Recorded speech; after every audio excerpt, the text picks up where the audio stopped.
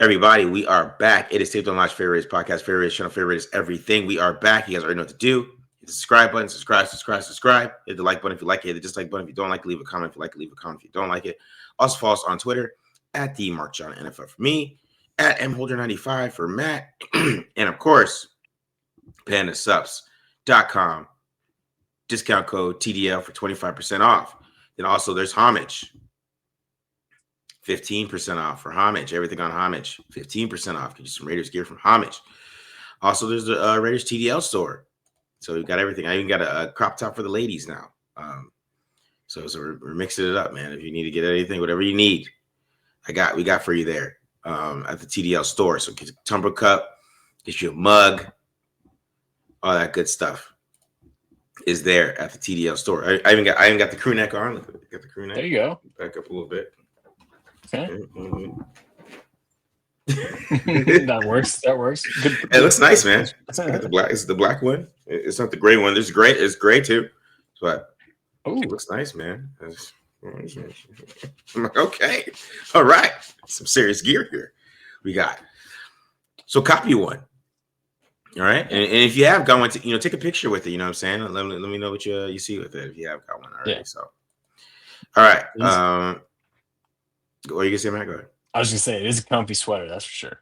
Yeah. Got mine the other day. So, all right, nice and warm. So we're doing a film review versus the Broncos.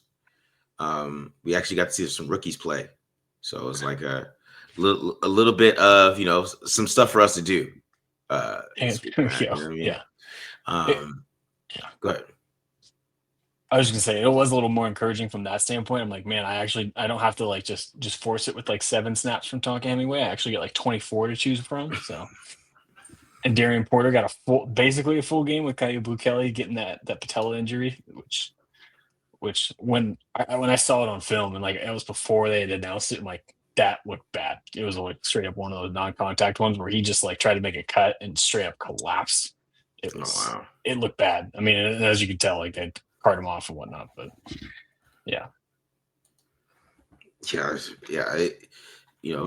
praise up to him. Like I'm saying, like I know he's got some some issues, right? Some athletic issues at the cornerback position that he's never gonna be able to really get over. Let's keep it real. But I mean, he's not. He was. He shouldn't be starting. Let's just say that. Yeah. For sure about it. Yeah.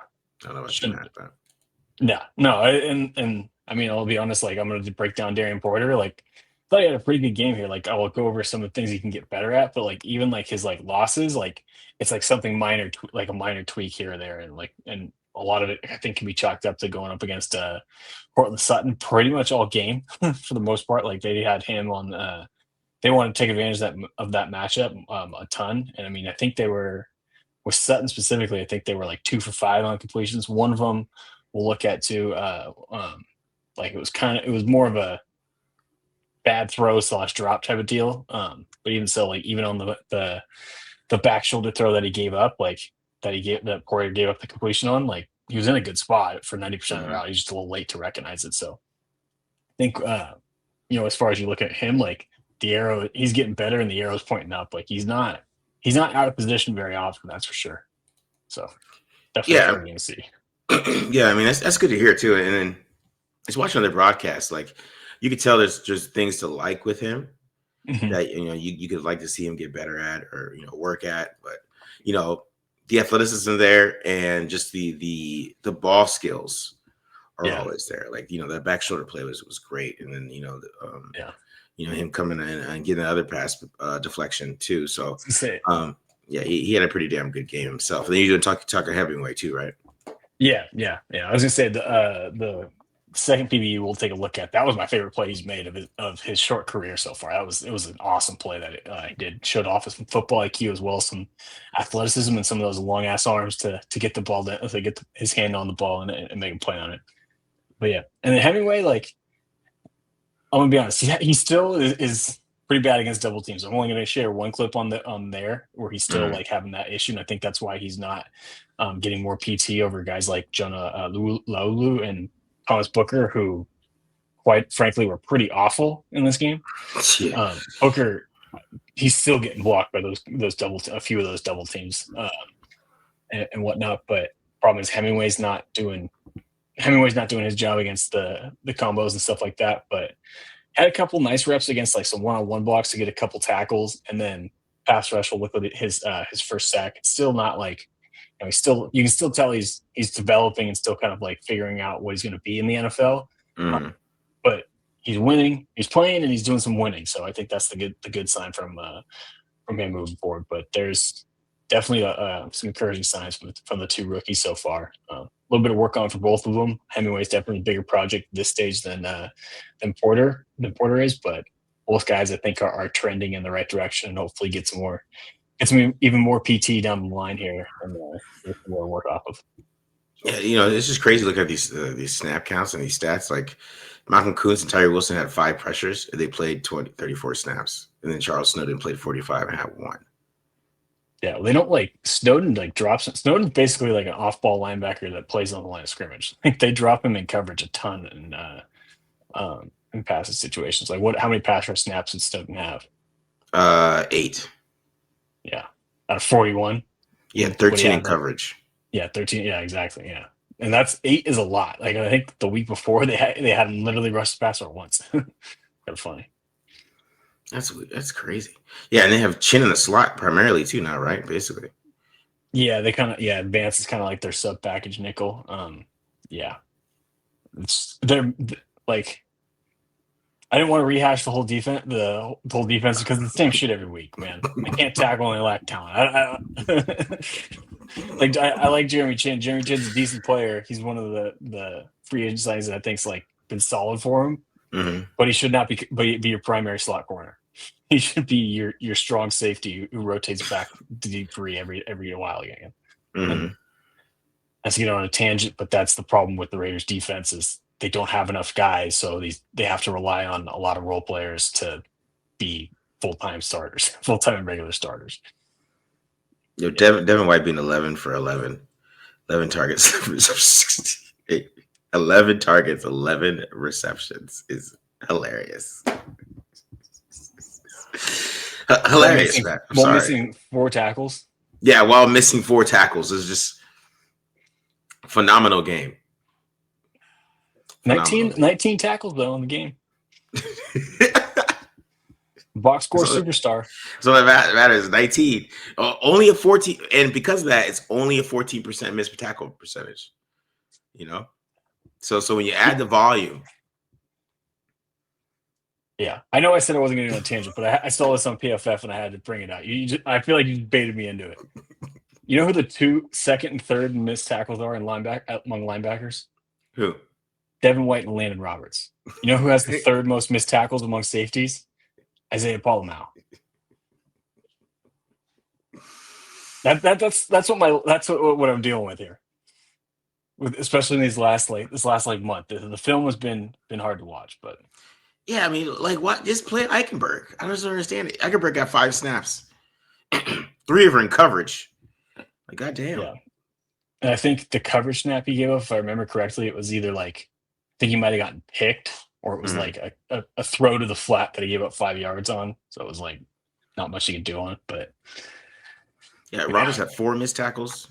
Because I used to do the Just Stats Baby on Monday. I didn't do it, so I usually look at these stats and comment on this shit. But man, 44% missed tackle rate from a 30-year-old washed up linebacker. Hey, he's gonna play this Sunday. He's gonna play.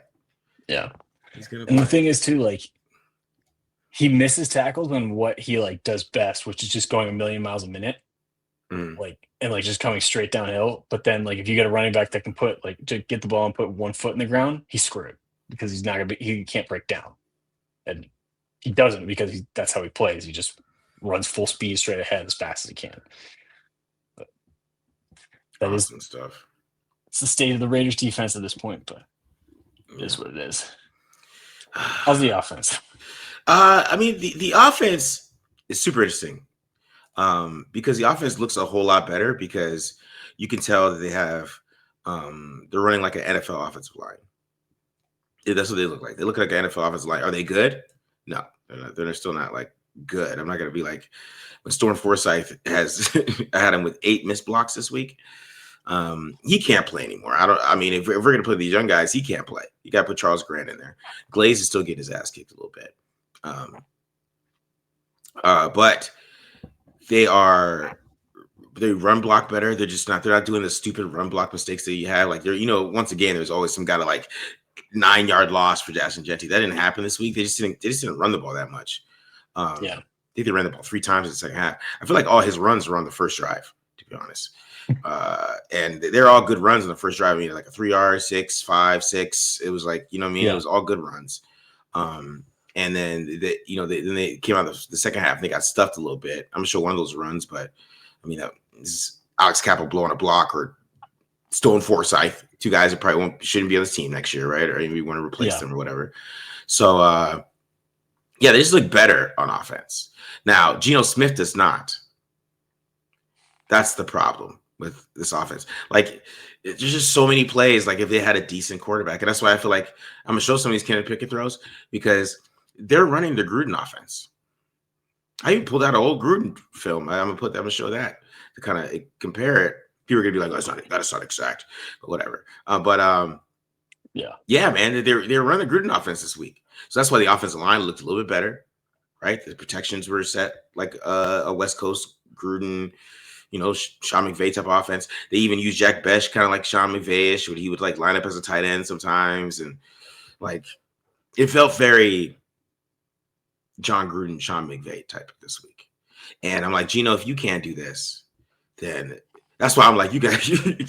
That's why this is like a test. Like a Pete maybe might be staying because I feel like that was change was the test. Because if I bring in another offensive coordinator who runs a system you're supposed to be good at, and then you still are taking sacks for no reason, because like literally when Kenny Pickett came in, Kenny Pickett, I think in those last drive was under more pressure than Geno Smith was all game, and you didn't even notice. Yeah. And that's my point. And that's why I talk about quarterbacks getting rid of the ball on time. Nobody noticed. Nobody would thought he was under pressure the whole time. Literally every single time he dropped back, Stone for it, because they were in pure drop back at that point. So Nick Benito was just going. There's nothing to worry about. And he's literally getting beat. Like I want to pull up my chart again. I think I have it right here. On those last drives, Stone Forsythe had 4 of his pressures. So that tells you how much he was just getting his ass kicked the last drive. But Pickett was still just throwing the ball in the field. Yeah. And because this is John Gruden's offense, there's a completion somewhere, bro. Throw it somewhere. So like that was my problem with this offense. I'm like, and that's why I'm like, I feel like you kind of heard Pete Carroll, like we're gonna check on Geno. He's not playing this week. They want to see.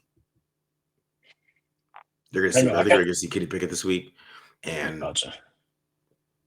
I don't know. I kind of felt like my read on Carroll's comments was like, I'm like, I feel like if he was going to make a change, that's when he could have done it. Maybe he's wanted to do it for some sort of strategy reason or whatever, make the Eagles think that Geno might be playing. But like my line of thinking was like, if you legitimately wanted to test out Kenny Pickett and see if he can actually do better, like you could just be like, oh yeah, Geno's banged up his shoulder. We're going to keep him sidelined and make sure he doesn't get hurt or whatever on during Monday. Maybe I'm wrong, but that was my kind of read. Like the fact that he was like, oh yeah, Geno avoided something serious. We'll see how it goes. Like I was like, oh, he still wants to roll out Geno, but maybe not. We'll see. We'll see, man. I just think that he's I don't know. You just can't do it anymore. Like he's just a shell of himself, and if you can't run this, like come on, dog. Like Marcus Mariota came in, looked awesome. Like everybody, like it's just John Gruden's offense, man. Yeah. You know what I mean? Like Derek Carr threw for 4,000 yards 4 times in a row, and then he never did it outside of that, and never did it after. Like this is quarterback friendly as it gets, and you're taking sacks, bro. It's frustrating to watch because as I'm saying, like I don't even think Kenny Pickett was good. That really, honestly, that good. He missed a couple throws. He's a little inaccurate. I could see that he's still a backup when I was watching it, but it was just how he was just running it. I was like, bro, if Geno just did anything that he was doing all year, then this offense would be totally different. But yeah, it's frustrating. It's frustrating to watch, man. All right, let's do off. So I am doing Caleb Rogers, guys. I didn't say that. I was just talking a little bit, but I am doing Caleb Rogers today.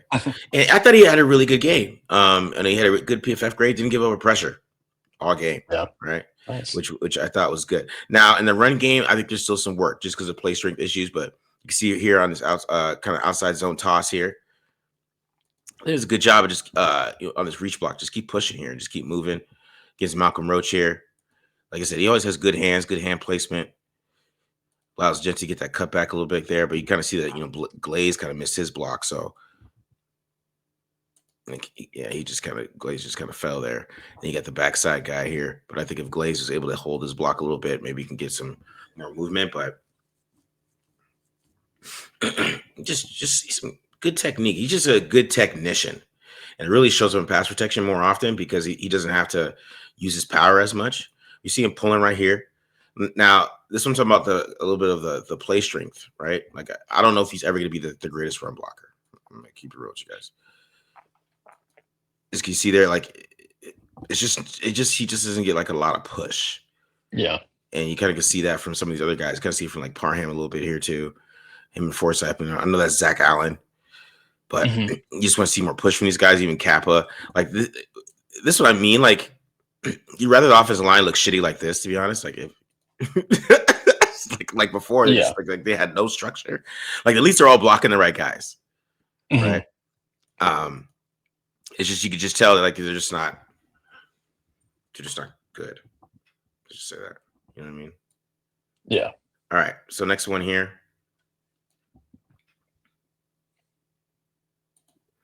Now this one I really like because you get a climb here. You get to climb to the second level right there at 57. I really like this one. It's a great block. Right there. Nice little combo blocks here. Get a little duo run here. Get a little duo from Genty, which I like from Genty too, is that he sees the hole here. Like this is good vision from him, the way he sets it up. I really like this run from him. And they only ran the ball 10 times with him. Like, but you just see it right there now. Maybe you can talk about maybe Genty just keeps running forward here instead of trying to cut this up a little bit, but he kind of has to a little bit. So you just that's why you just got to get a better guard, or get a better center here, right? Get a better center. They hold that block a little bit. The Kappa. The Alex Kappa revelation at center didn't lasted 1 week. No, it didn't last that long. I mean, he played okay. It's just shit like this. There's a couple of runs here that just pissed me off. Where you just like if Meredith gets healthy, he's gonna be back at center. I'll tell you that. I think they keep Rogers there. This was at Kappa's tryout though, but he failed like he always does in his tryouts. All right, next one. Another outside zone toss. Now this one's about play strength a little bit because he doesn't land the reach block, right? His helmet's in the wrong spot. His helmet's on the inside shoulder. It's just ugly, right? It's just not a good reach block. You kind of see how he's kind of falling over himself there a little bit. But I mean, this plays really on Ian Thomas, who if you've been a fan of the show, and I know I am not a fan of Ian Thomas. So I mean, that's how this play ends up being a kind of a 3-yard gain here. But if you're watching Rogers here, he's just not able to land this reach block. He just outside shoulders, just bad technique on when you're reaching there. And but Genty tries to make the most of it. He gets about 4 or 5 here, 4 yards. I mean, if Ian Thomas just makes a halfway decent block, which he hasn't done all year, then he just got shut. Just why are you trying to block me? Basically, the softest crack block I've ever seen in my life. he just I just don't know. He's just bad. Okay, now here's another one.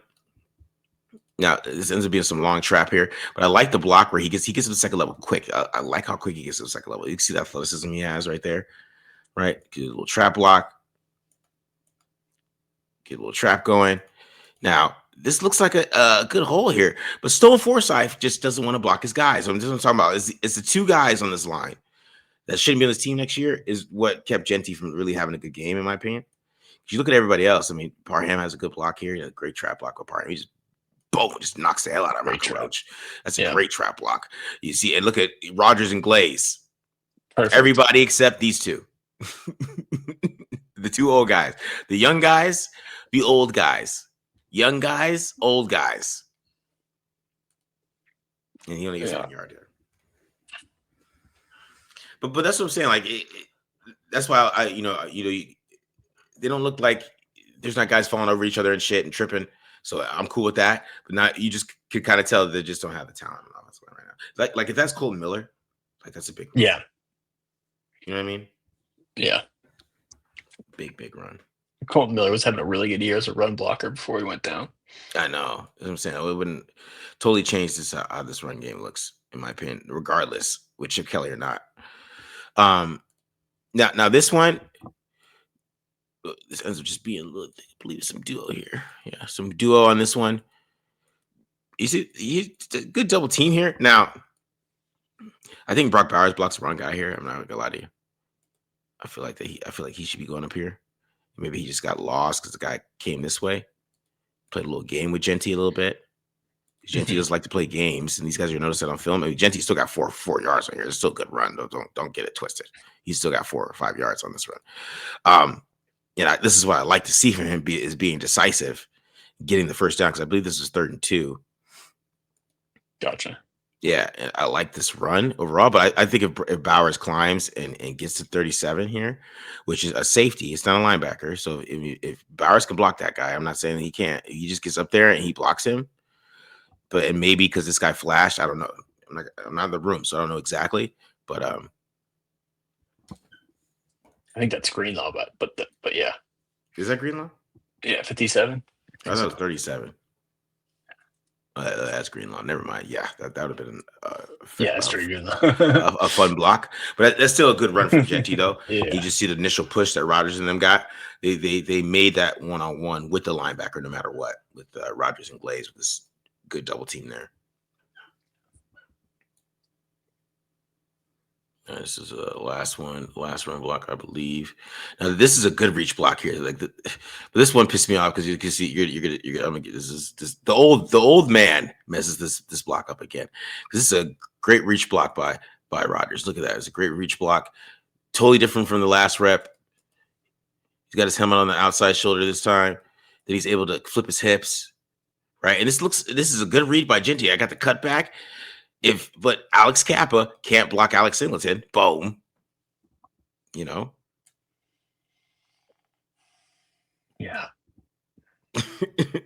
Can't block Alex Singleton. So, that's what we get.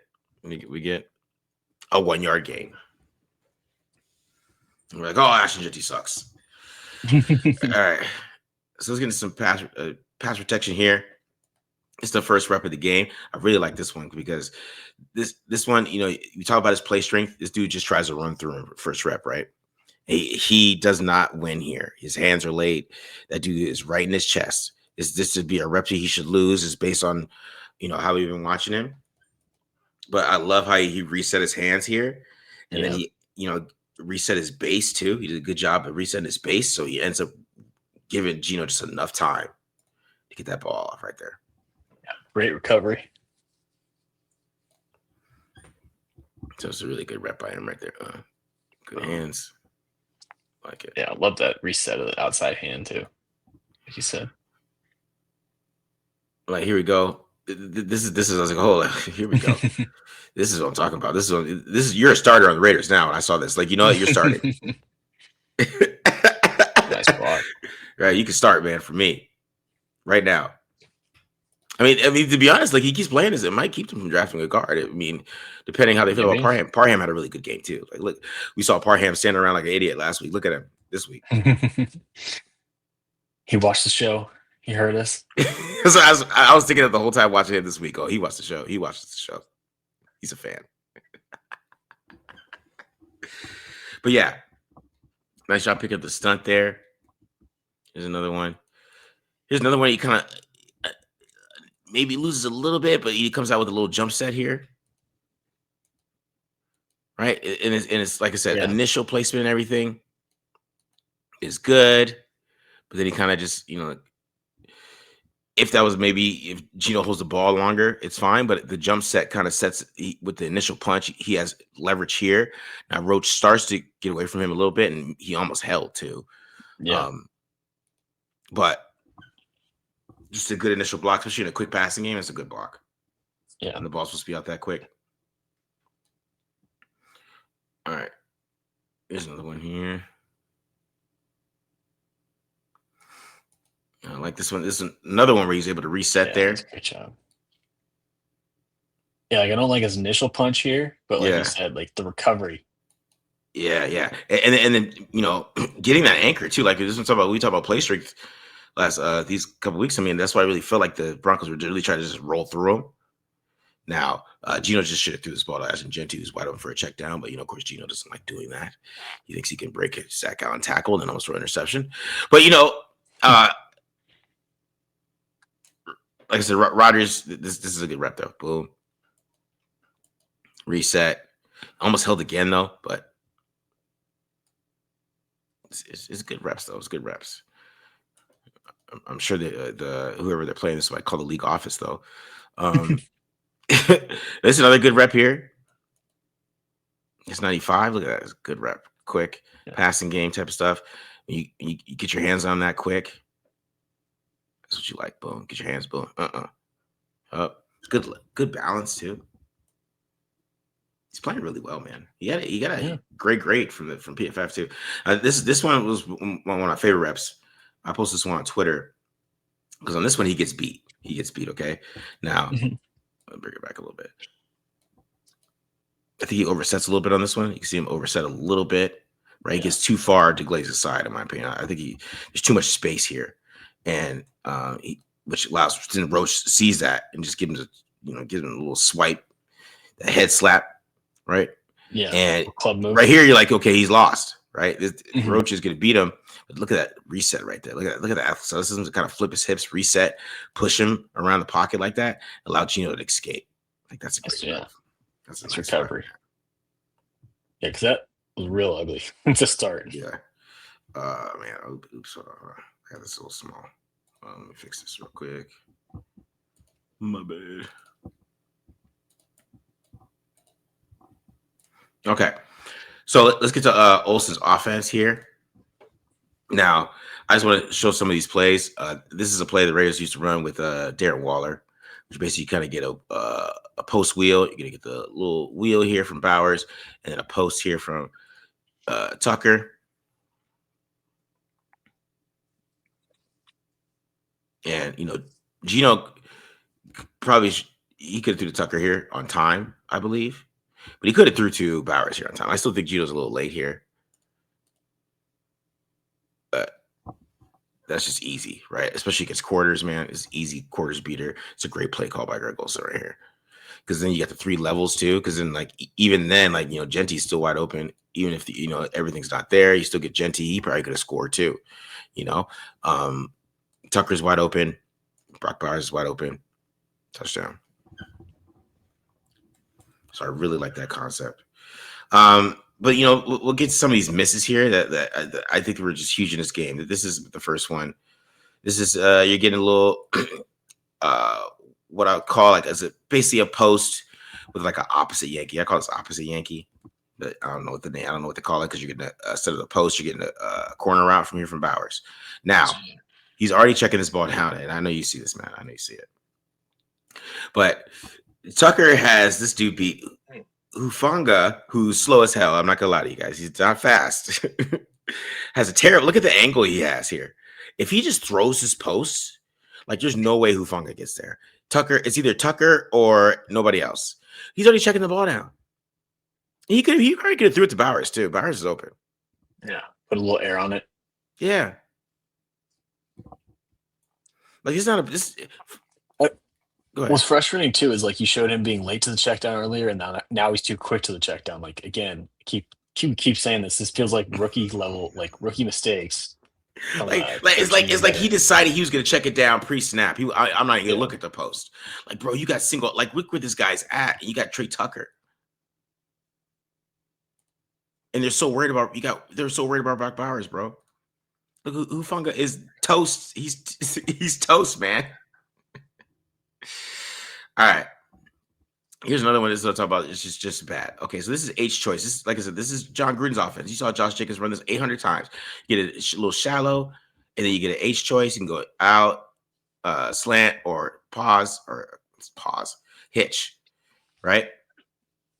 I don't know where Gino's looking at. I guess he's looking over here. He could have threw it to Besh if he wanted to. He doesn't get a first down, but I don't know what he's looking at pre-snap. It's like pre-snap, bro. Like it's here. It's there. And then, when you see, they go into like an invert two type of look there. I mean, this is really just brackets on. They think this is Bowers technically, and you got brackets on Bowers here. They just want to do brackets everywhere. Like, he's wide open for a first down. That's the concept. That's where the ball's supposed to go. Yeah. And he's getting sacked. And I know Kappa gets beat here quick, but come on, dog. Run the damn concept. I don't know where he's looking. I just don't understand. And then even then, when he's getting beat, just throw it to him. Run the concept. Yeah. Genty does a great job here. It's just stopping. Because Genty knows like nobody's around him. He's running for like with a full head of speed. It's Ashton Genty. Anyways. And again, we just saw you get beat early to get to the check down. And now you don't get to the check down. The design check down, man. The designed one. All right. Now this is the play of Jack Besh. But this is like just Gino's whole season. Because Jack Besh is wide open for a touchdown. And was he throwing to Lockett? Was he like staring down Lockett so much that he thought Lockett was going to be open here? Like, see the field, man. Just throw it to him. And then he gets out of the pocket for no reason. And he's still wide. Like, look how wide open he was for how long. Like, that's a touchdown, man. Jack Besh. Jack Besh has his breakout 100-yard game right here. Look at that. Jack Besh's breakout 100-yard game, just 6 catches, 50 yards. That's basically this difference in this. What should be a catch in one move for a touchdown ends up being a shot to the ribs. Like Jack Besh should be pissed. All right, so I had to bring up this old school Henry Ruggs play just because the Raiders ran this little choice route with the little deep post here. Derek Carr was a psycho for throwing this ball. I was watching this back. This Hunter Renfrow was wide open on the choice route. That's where the ball's supposed to go. But anyways. It's just he's a madman for throwing this ball because Hunter Renfrow is wide open. It's like that's a great he's not supposed to throw that post route, but whatever. Great job. But Kenny Pickett's not supposed to do the same thing on this one. Same concept. Look at the little choice route from Brock Bowers at the bottom, right? And look at Kenny. Just now he hesitates. As soon as his safety drops, he sees his cover 3 buzz. Boom, right on the top. When the safety rotates down, easy. See the same thing on this one. Like it's just how quick he's getting the ball. Like I'm telling you, like I'm not saying he was good this game because he really wasn't in my opinion, but it's just how quick he gets rid of the ball and like he's under pressure too. Like Forsythe is getting his ass kicked. Because I'm talking about. Look at Forsythe getting his ass kicked. Parham's getting pushed right into him. Doesn't matter. He just throws it quick. And as I said, he was inaccurate too. He made Brock Bowers stop. But he got rid of it on time. Like, you know what I mean? Stepped up in the pocket too. Yeah. And you saw a little anticipation here too on this one. Like, you know what I mean? This is John Gruden's offense, bro. I'm sorry. Like, I just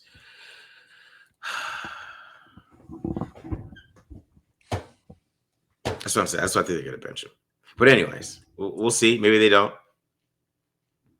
But if he has like a bad shoulder, it's just no point. If he has a bad shoulder and he won't throw the ball anyways, he's gonna get hurt. It's gonna hurt even worse. He takes too many hits for no reason.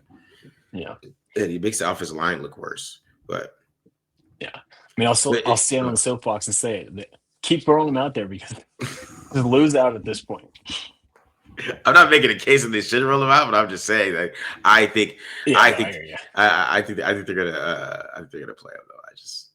I don't know. But Caleb Rogers looked really good, man. I thought Caleb Rogers looked good. He looked like a guy that like you could check off drafting a guard. Maybe it depends on what they want to do with Parham. If they want to go the young route, if they can get a guy who can start in free agency, they have a guy. Like I think that he's pretty solid, man. I think that's it's been 2 games. It ain't like he went against slouches the last 2 games. Yeah. He went against Thule and Malcolm Roach and these guys, this Denver defensive line. I mean, he got a couple one-on-ones with Zach Allen, but he didn't lose those. Yeah.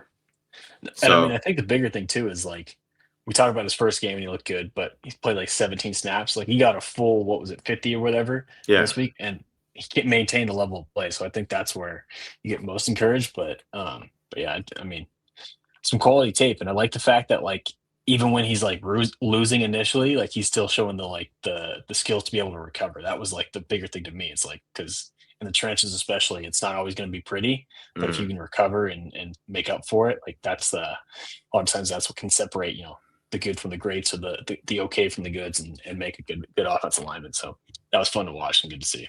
yeah. It's definitely this is John Spytek week. Spytek he's just up in the booth like I told you. He's gonna sit there and be like, put Charles Grant in the game for Stone Forsythe.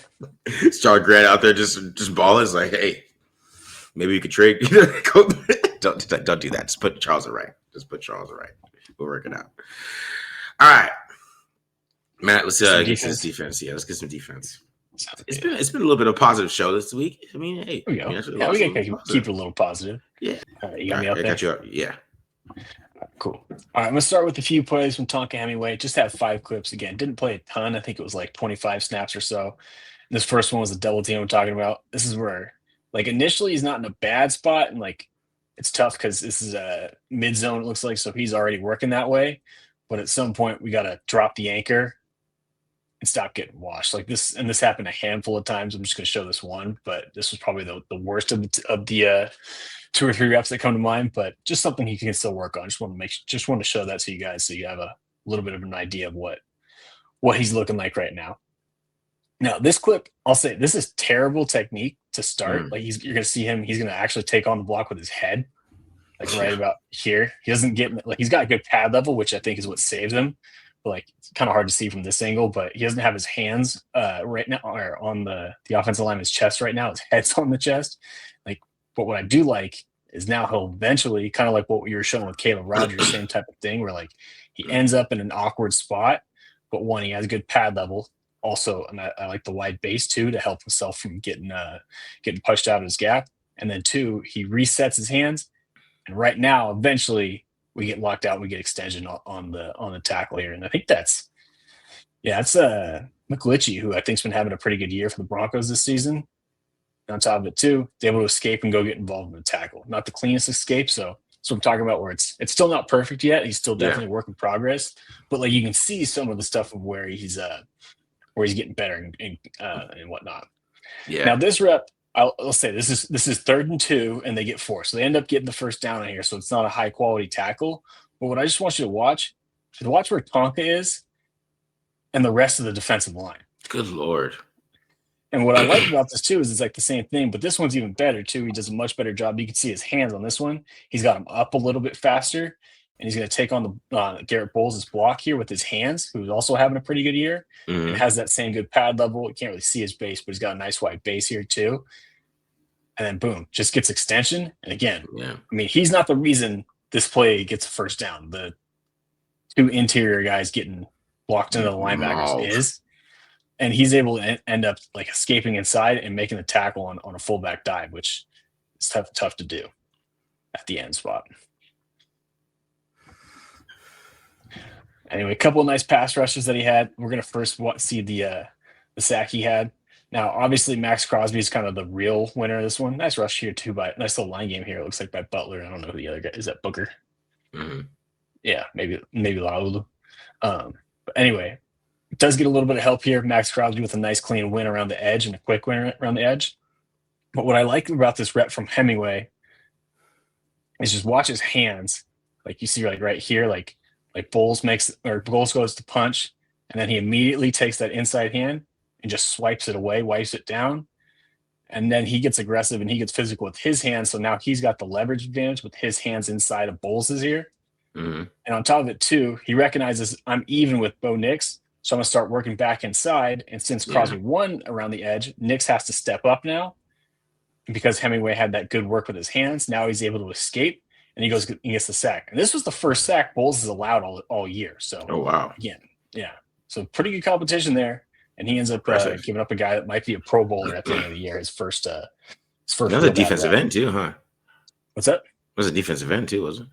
Yeah, they've been playing him at DN on some passing downs and stuff like that, which that's kind of the thing, or that's kind of the issue with him, or a little bit of the concern is he's a tweener. Like you'll see him here at D tackle, and I mean, it's a pretty good rep with the rip move to get a pressure here. I don't know if this would technically go down as pressure, but he gets a win against Paul Chesky, who's another good lineman for the Broncos. And what I like about this one too is like he gets to square off the line, like gives him a little bit of a head and shoulder fake, not too much, so he's just dancing. But he gets the square, and then after contact, now he starts working around the edge, and he does a good job of using his outside arm to push that shoulder in to kind of create that short corner for himself, and then just finishes with the rip move to get a pressure. Balls out and balls out kind of quick to the check down, so he doesn't get much out of it, but like you can see where he's at. That's a good rep, man. Yeah. Move on to Darien Porter, who, again, I thought he had a pretty damn good game. If you look at his PFF grade, it wasn't great. Part of it was he missed a couple of tackles, and like we'll see one of them here against the run. And I do think he has some work to do against the run. But what I like about this play is like you'll see this, like looks like he might be in maybe they're in cover 3 here, or maybe some man coverage where he's bailing off the snap. What I do like is he recognizes, oh crap, we got the run, we got the toss to the running back. And then he gets downhill, triggers downhill. Yeah, real quick. And he's in a spot to make the play. Like everything is perfect to this point. He breaks down, like does a good job of getting his butt low, so he doesn't miss he doesn't overrun the ball carrier. He's in a great spot to make the tackle.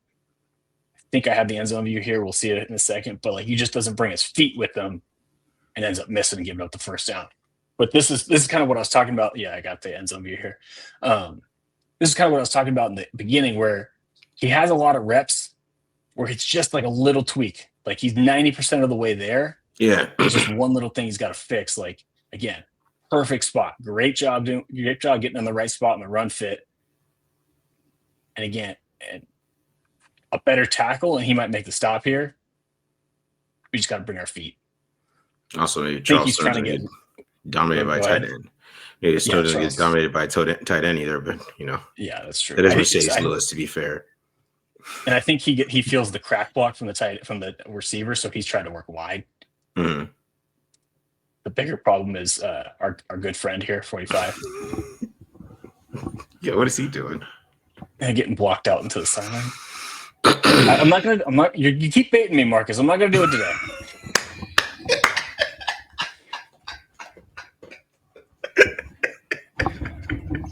This one is the one where I'm like, all right, Darren, we need a little bit more from you on this one.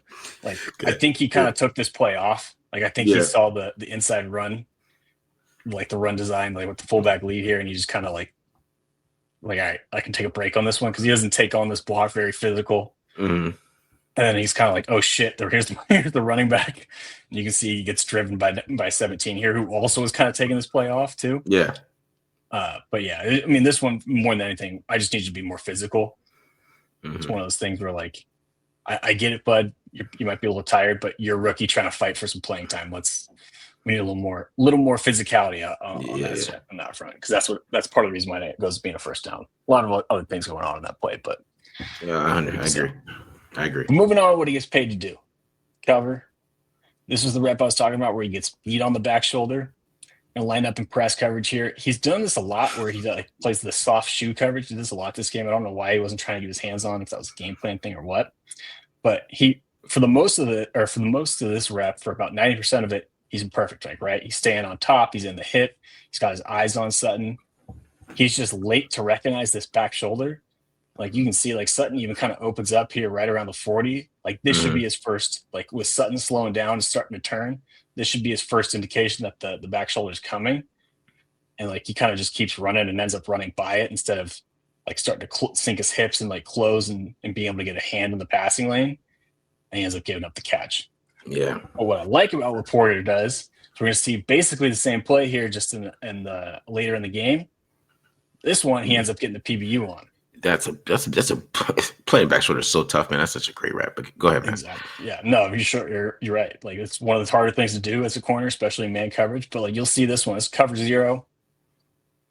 again, same thing. A little fade route here to Sutton, and I think part of what it is tipped him off because like if you look at the formation from the Broncos, like they had put Sutton and the slot receiver in a reduced split, so he's inside the numbers to create more room towards the sideline, and I think he picked up on it, and again made the adjustment from the last time. Also, like too, like how he kind of at the top of this route here, once Sutton starts looking back for the ball, now he closes the gap and gets physical with Sutton and ends up making the PBU here. Ends up ripping hands at the catch point instead of preventing completion. So that's what I like and I really appreciate about Darien Porter is he gets beat, he loses on one of the reps, and then in the game he makes an adjustment and ends up making a great play. That's a great rep. Let's see which one we got here.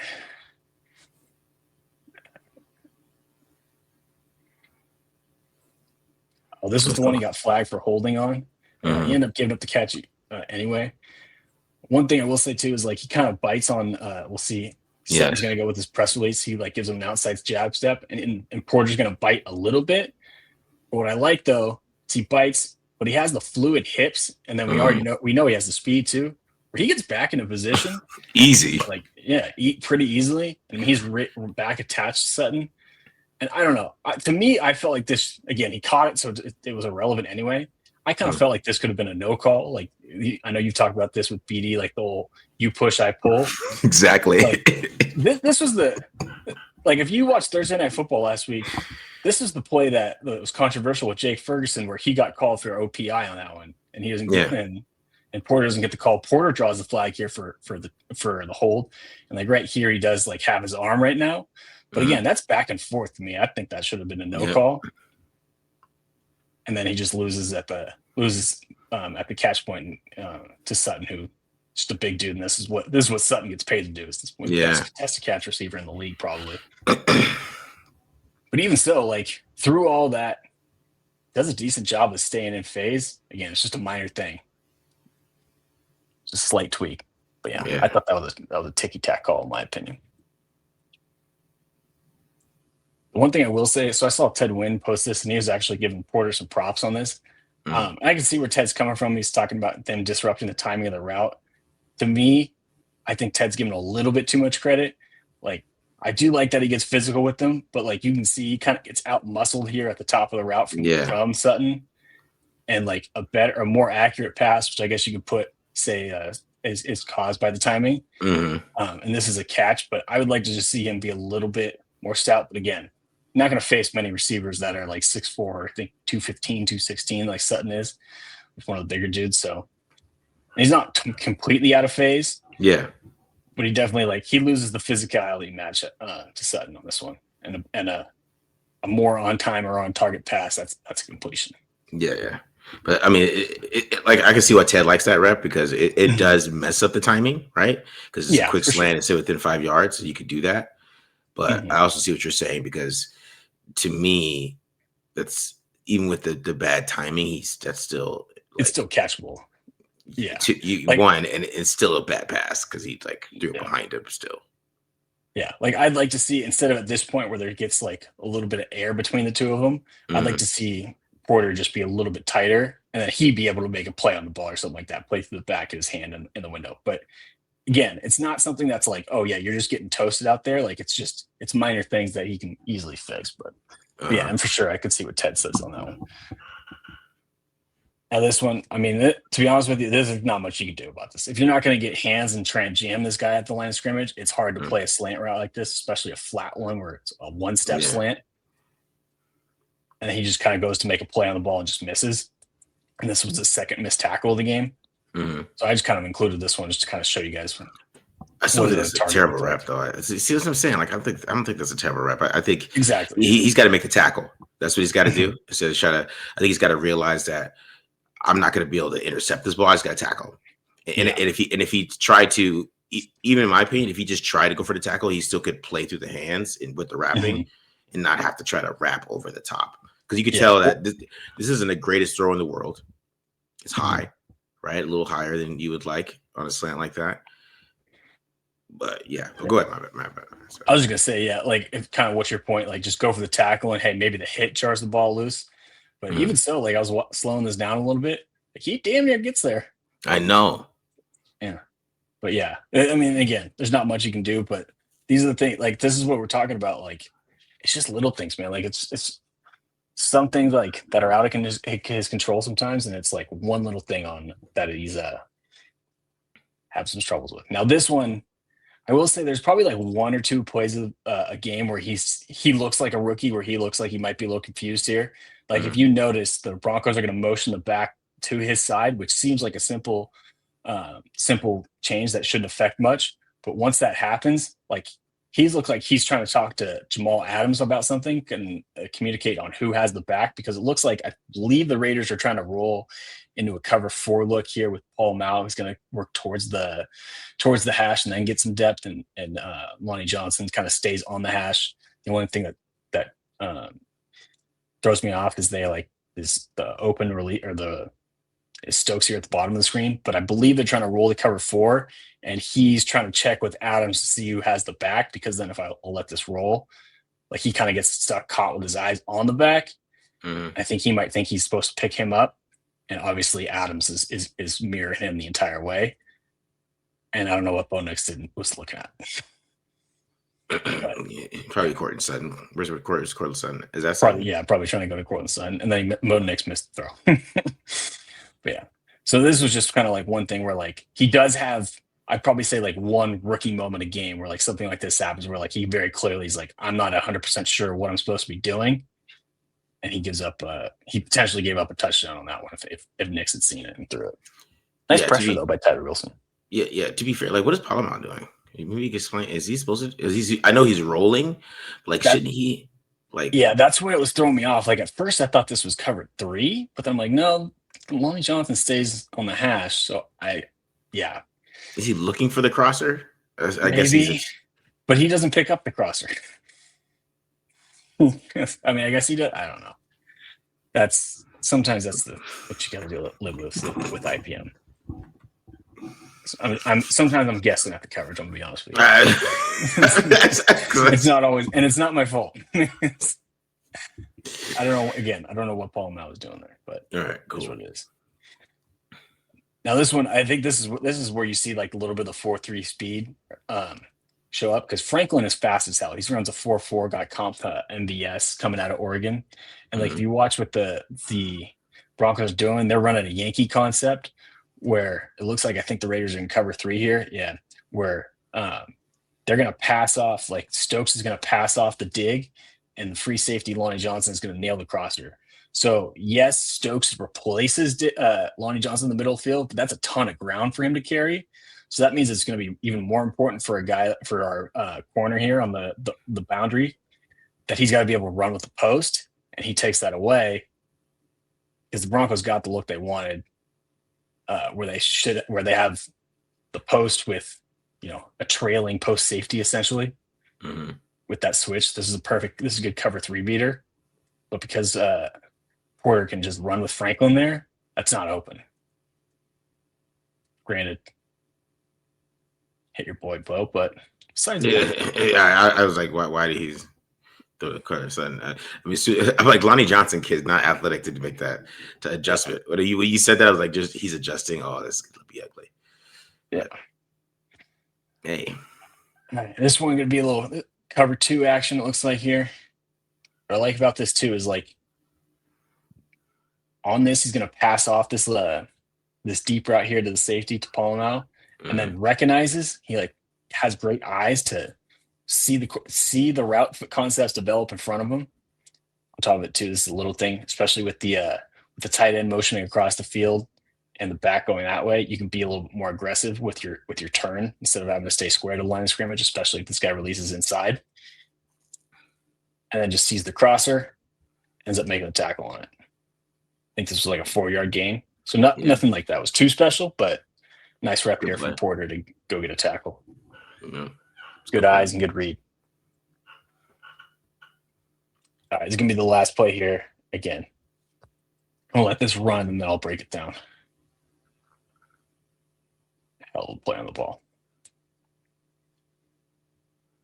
So part of what I liked about this is the Broncos are going to do a little confusion to try and basically trick the rookie, which that's a pretty good strategy, but I don't blame him for that. where they're going to motion Troy Franklin here across across the formation, and then they're going to switch release where Sutton's going to release inside, and then Franklin is going to go release outside. And what they're trying to do is get Porter to have his eyes on Franklin, and Franklin ends up running the curl, because typically, if you're running like a true scissors concept, maybe you get a post here, and then something towards the sideline or something like that, but something deep from this guy. And he doesn't. He ends up curling it up, which means that's Snowden's guy. And Porter just does a great job of just not falling for all the eye candy and staying deep in his zone. And on top of it, too, they have a double move here from Cortland Sutton where he's going to run a little out and up. Porter plays it perfectly. Like, he sees the out, he stays on top of it and doesn't overcommit to it. Yeah. And then once he recognizes Sutton going up the field, now he's just running with them. And also got a little safety help here, too. Recognizes, hey, I can undercut this, and works underneath him. He just gets his hand in the passing lane. This is where those 33.5-inch arms or whatever he has ends up coming up big. So great football IQ again, to not fall for the eye candy here with the route concept, stay on top of the double move, and then the extra credit, the bonus points to undercut Sutton's route here and go make a nice play on the ball. Also like to getting physical and getting contact with him too. Yeah, it's just excellent play. That's the best play he's made as a rookie so far, without a doubt. So yeah, man. Pure athleticism on that one. Go ahead. But that's part of what encourages me. Yes, I know he has like I said, he has maybe one or two rookie moments kind of a game, but you can tell he's smart. He's understanding things. He's recognizing different passing concepts and staying on that. And on top of it too, like you said, got the athleticism, got the even for a tall corner, got the change of direction skills and the fluid hips, and we know he has the speed. So he's starting to put it together where I think he can start to be really special, because that last play he made, that was legit. That was a vet corners type of move. That was a hell of a play to be able to break up that pass. Yeah, he looks like who we thought he was coming out of college, man. I mean, that is a great talent. I always thought it was a great draft pick, and he just needs more snaps, man. He needs more experience. That's what he needs. Yeah. It's not about him needing to fully get better at something else. Everything you're saying is experience. Okay, maybe I need to do that, do this. It's all experience things that, if he works hard through the offseason, man, he could be a guy that just breaks out next year, just because the athleticism is crazy. He got beat off the line and then he just recovered in 2 seconds, because he's more athletic than you. Seamlessly. You know what I mean? At first, I'm when I first watched that play, I'm like, oh yeah, he got beat off the line. And then I watched it again, I'm like, not really. Kind of a little bit, but he just flipped his hips and recovered and was right in 2 steps. It was right in perfect position to play the route. So easy stuff. But yeah, that is a lot. That's some optimism though, because like I said, if he's a good corner, it's another check off. Okay, maybe we just sign a good corner? I mean, it depends on who they bring in. Maybe you bring back Stokes. I don't know. That's all. Whoever wants to do that, but I'm saying checks off a box in the draft. Okay, maybe we don't need to draft a corner high. You know what I mean? Yeah. It's you see Caleb Rogers play. Maybe we don't need to draft a guard high, right? Mm-hmm. And then if we get the chance to see Caleb Charles Grant, maybe we can check that off too. Yeah, because I just don't want them to draft a lineman this year. I really don't. Man. Then you go defense, quarterback. Then maybe wide receiver, because class is really good. But that's it. That's it. Linebacker. Wide receiver after taking 2, technically 3 last year, if you want to count Malott. Yeah, exactly. So it's quarterback, linebacker, defensive line. Maybe a sprinkle and a safety. That's where we're at here. Don't just sprinkle and a safety. Please stop making me watch Isaiah Paul now and Lonnie Johnson. Maybe sprinkle in the safety in there, 3rd, 4th round. But we need linebackers, and we need defensive line, and they need a quarterback. And that's to be the draft plan. And that's why I want Caleb Rogers to keep balling. I want to see Charles Grant. I want to eliminate that. We need a tackle, or we need these guys. You know what I'm saying? So that's kind of what I'm getting at. Yeah, I mean, definitely more optimism. I think you talked about it with Porter too, and making the adjustments and getting better. We literally saw it in game. You know what I mean? Like he gets beat by a back shoulder, and a quarter later he's making a great play on it to make the adjustment. So that's I think the encouraging part from the rookies. And I mean Caleb Rogers, you showed it too. Like both those guys get in bad positions and they end up recovering. Tonka Hemingway did it a couple times too. So or one of those clips too. So yeah, I think it's starting to come together. It took forever to get there and way too long, but hopefully over the next month we'll see more tape like this. That's encouraging from the young guys. I'll take a few losses if it means they're growing and getting better and adjusting and stuff like that. Hell yeah, I agree with that. All right, guys, so we're out of here. Hit the subscribe button, subscribe. Also, make sure you check out the Tapedontlie.store. I'm gonna be doing Francisco Mendoza versus Ohio State. I was asked him to do that. I'm gonna be doing that. I think I have that film. I'm pretty sure Dalton posted it. So Yeah, I'll do that for you guys. And then that should be out tomorrow. And then we'll be good to go, guys. We're out of here. Peace. peace.